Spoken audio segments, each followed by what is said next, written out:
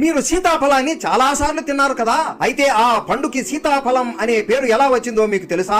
వనవాస సమయంలో ఒక రోజు రాముల వారికి విపరీతమైన ఆకలి వేస్తుంది. సీతాదేవి ఇంట్లో ఎంత వెతికినా తినడానికి ఏమీ ఉండదు. సీతారాముడు ఇద్దరు తినడానికి ఏమైనా దొరుకుతుందేమోనని వెతుకుతూ అడవిలో తిరుగుతూ ఉంటారు. కానీ వాళ్ళకి ఏమీ కనబడదు. సీతాదేవి బాధపడుతూ అటు ఇటు దృష్టి పెట్టగా ఒక విచిత్రమైన చెట్టు కనబడుతుంది. ఆ చెట్టుకి విచిత్రమైన పళ్ళు ఉంటాయి. పండుని కోసి మొదటిగా సీతాదేవి కొంచెం తిని, స్వామి ఇది చాలా బాగుంది, చాలా తీయగా ఉంది అని రాముడికి ఇస్తుంది. రాములు వారు ఆ పండుని తిని, ఆహా ఓహో ఏమి రుచి, సీత ఈ పండుని కొంచెం తినగానే నా ఆకలి మొత్తం తీరిపోయింది. సీత ఈ పండుతో అయితే నువ్వు నా ఆకలి తీర్చావు, ఇక నుండి ఈ ఫలాన్ని సీతాఫలం అని అంటారు అని రాముడు చెబుతాడు. వాళ్ళ చేతులతోనే ఎన్నో సీతాఫలాల చెట్లని రాముడు సీత ఇంటి దగ్గర నాటుకున్నారు. 14 ఏళ్ల వనవాసంలో ప్రతి రోజు ఈ సీతాఫలాన్ని తినేవారు. ఎంతమందికి ఈ విషయం తెలుసు? సీతారాముడు తిన్న ఈ సీతాఫలాన్ని మీరు ఎప్పుడైనా తిన్నారా? కామెంట్ చేసి సబ్స్క్రైబ్ చేయండి.